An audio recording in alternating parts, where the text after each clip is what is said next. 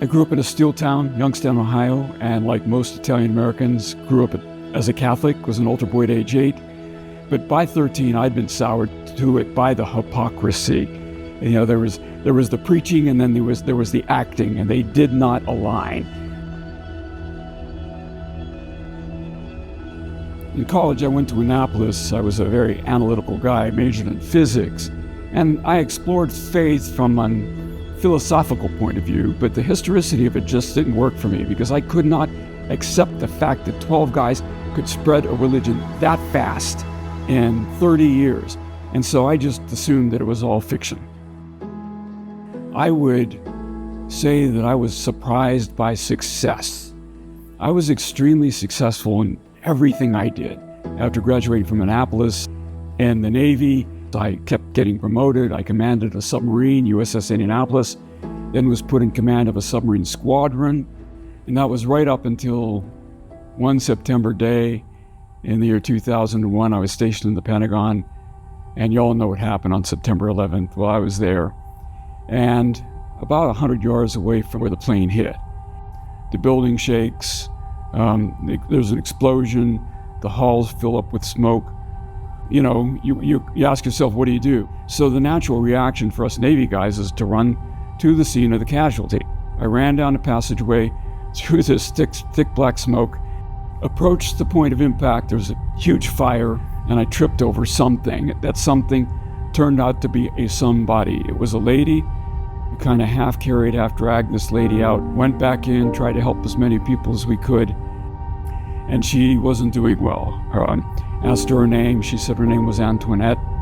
There was a guy running around the field with his blue vest on who was wearing a Navy uniform like mine, and his vest said Pentagon physician. And I think she confused me for him because she asked me, "Doctor, am I going to die?"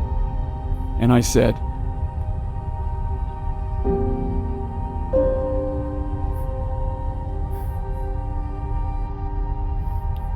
"No, Antoinette, you're not going to die. There's a helicopter coming. We're going to put you on it. They're going to take you to the hospital. I'll visit you in the hospital." I never got to do that. 8 days later, she died. My sister insisted that I'd been saved for a reason. And that just drove me crazy because I said to her, why was I saved and my friends were killed? Why was I saved and Antoinette died?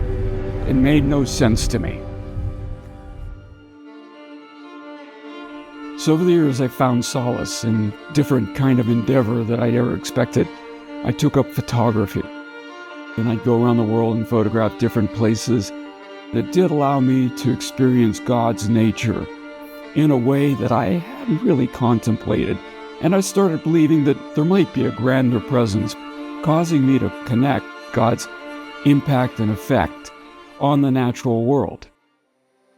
As successful as my Navy career was, my civilian career was even more successful, but I credited myself for my success. And we had a loving family. Nobody was sick. There was nothing I needed in life. Then around 2013, our son, a professional drummer, was a touring drummer, moved back home. He ended up playing in our local church's worship band. So we started going to the church really because I wanted to see him play. And fast forward to running a company when COVID hit. I moved my headquarters to Florida.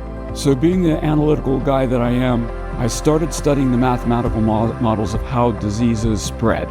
My wife, after COVID's over, says, we need to start going to church again.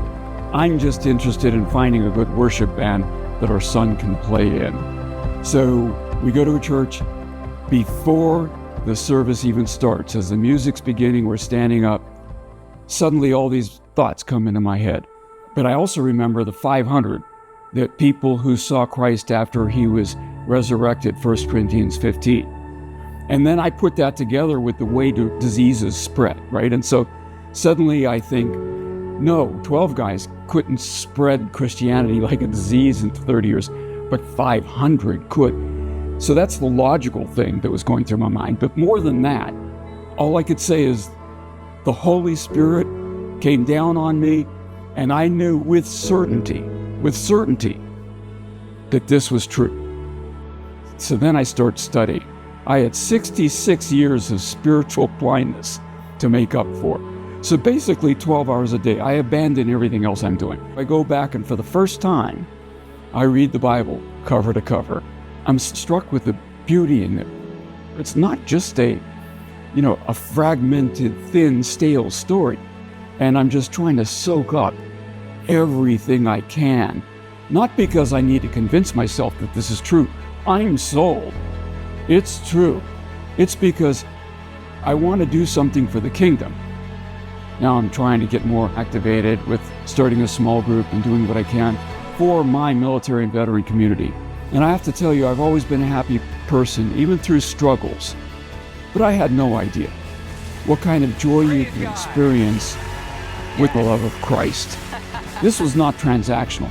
This was a steady state joy that hasn't left me to this day. So I think my whole family would tell you that I'm a different person now, that I'm driven to do what I can to help other people find the same joy that I found.